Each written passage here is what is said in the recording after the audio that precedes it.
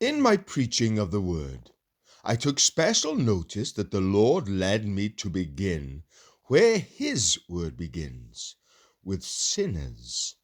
That is, to condemn all flesh and to declare that because of sin, the curse of God by the law belongs to and lays hold on all people as they come into the world. This part of my work I fulfilled with great passion, for the terrors of the law and guilt from my transgressions lay heavy on my conscience. I preached what I felt, what I painfully felt, even that under which my poor soul groaned and trembled with astonishment. Indeed, I have been as one sent to them from the dead. I went myself in chains to preach to those who were in chains. I carried that fire in my own conscience, of which I persuaded them to beware. I can truly say that when I have been getting ready to preach, I have gone full of guilt and terror even to the pulpit door, and just then the guilt and terror were taken away, and I freely spoke until my work was done.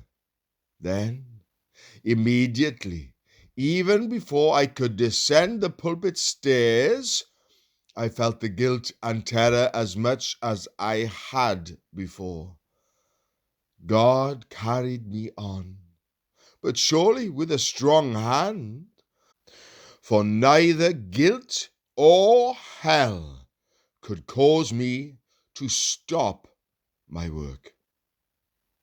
For the next 2 years, I went about crying out against people's sins and their fearful state because of those sins. The Lord then brought consistent peace and comfort to my own soul through Christ, for he gave me many sweet discoveries of his blessed grace through Jesus. Therefore now my preaching changed somewhat. I still preached what I saw and felt, but now I labored to proclaim Jesus Christ in all his offices, relations, and benefits unto the world. I also strove to reveal, condemn, and remove those false supports on which the world leans, by which they fall and perish. I continued preaching on these things for as long as I had preached on the other. After this, God led me into something of the mystery of union with Christ. Wherefore, I also preached and explained that to the people.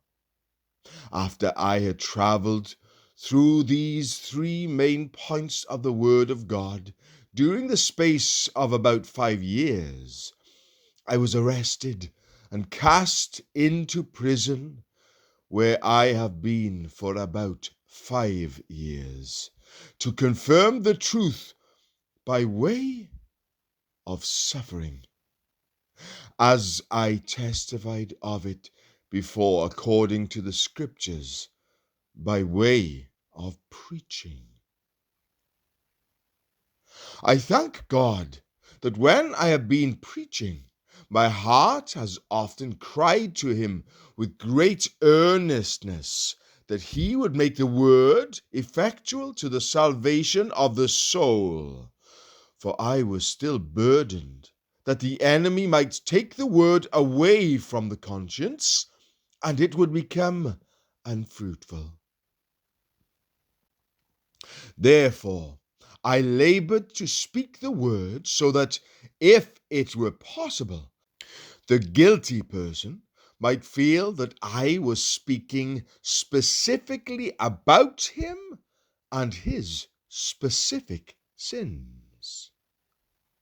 Also, when I had done so, my heart has thought that the word would now fall as rain on stony places.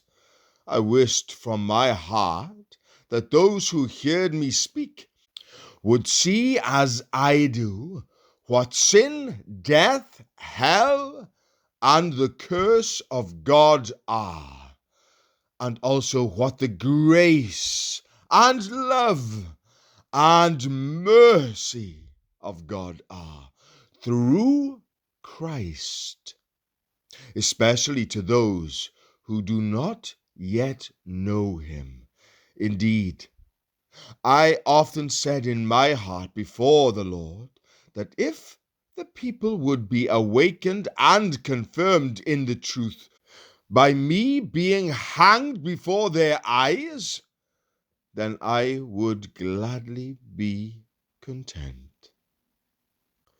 For while I have been preaching, especially when I have been proclaiming the doctrine of life by Christ, apart from works, it was as if an angel of God had stood at my back to encourage me.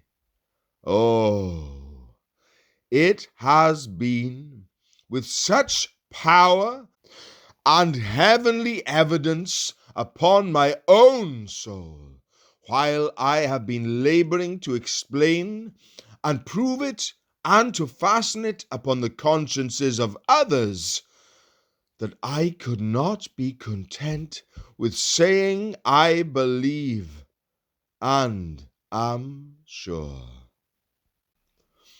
I thought I was more than sure, if I may express myself in this way, that those things which I then asserted were true.